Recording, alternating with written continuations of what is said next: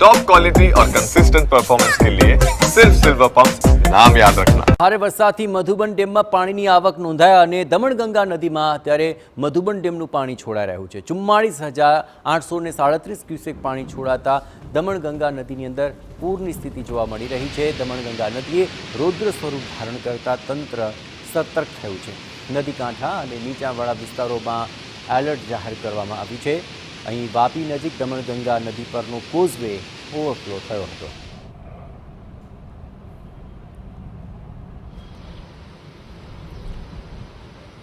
પાણી છોડ્યા બાદની આ પરિસ્થિતિ આપ જુઓ કે જ્યાં નદી કાંઠા અને નીચાણવાળા વિસ્તારોની અંદર એલર્ટ જાહેર કરવું પડે તેવી પરિસ્થિતિ અત્યારે જોવા મળી રહી છે।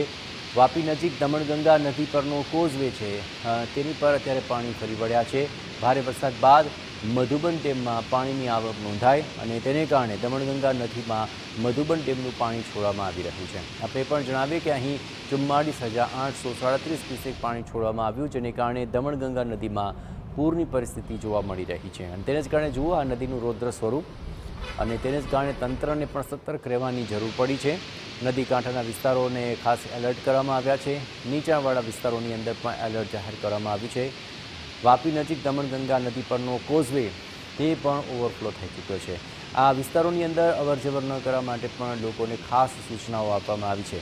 જે વાપી નજીક આ કોઝવે પર પાણીનો આવરો વધી ગયો અને તેને કારણે અહીં લોકોને અવરજવર ન કરવા માટે ખાસ સૂચના આપવામાં આવી છે।